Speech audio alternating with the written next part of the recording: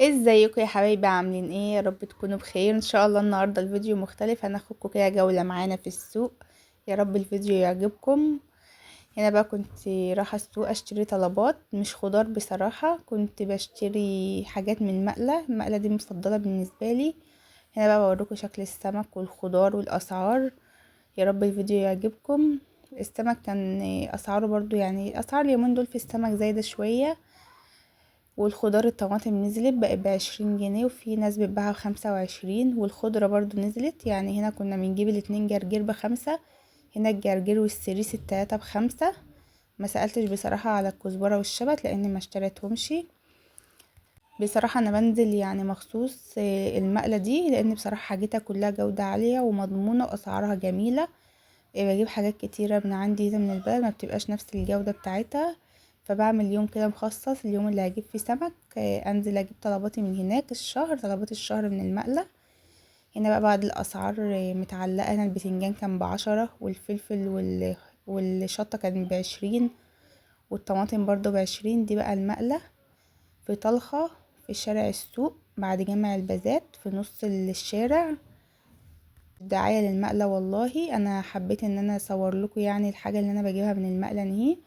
وهنا بقى كنت خلصت خلاص المشتريات بتاعتي، وروحنا بقى ركبنا التوك توك ومروحين. هنروح بقى دلوقتي البيت نشوف الطلبات.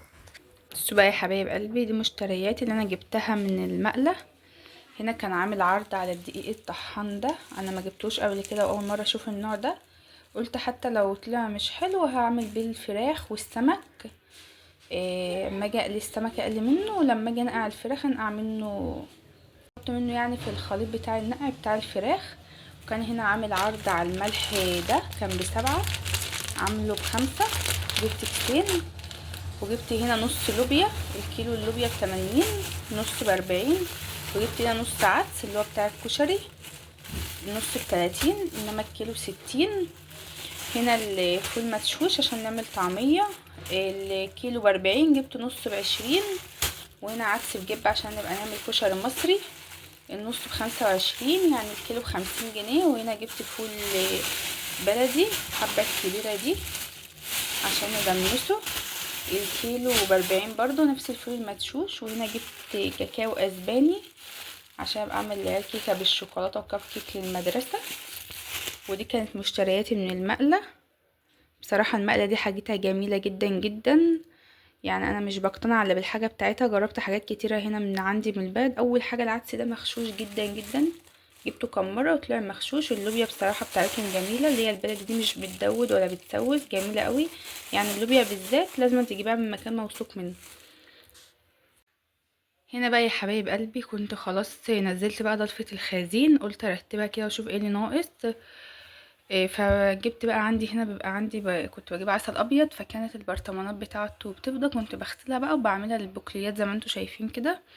هنا بقى كنت فضيت اهو العدس بجبه، وهبدأ بقى ارص الضلفة معاكم.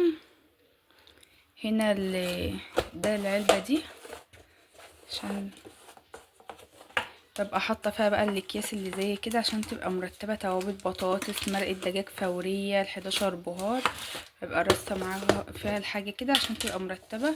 هنا بقى الحاجه اللي هي بتاعه الحلويات، الخميره، الفانيليا، الكيك شيف، روايح اللي هي بتاعه القرص والكحك، دي ببقى حاطه فيها كده تبقى منظمه، مبقاش بقى الاكياس مش عارفه هتجيب دي منين ودي منين، فكده بيبقى احسن.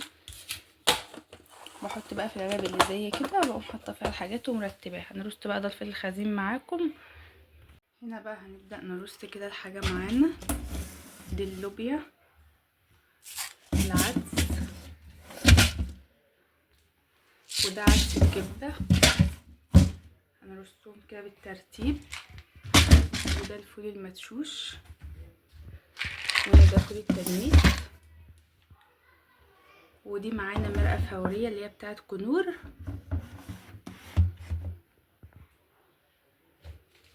وده الفيجيتار.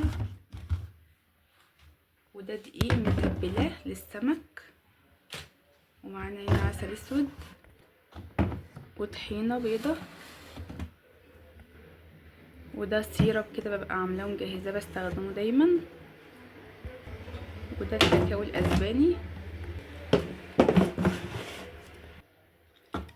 ودي هنا كده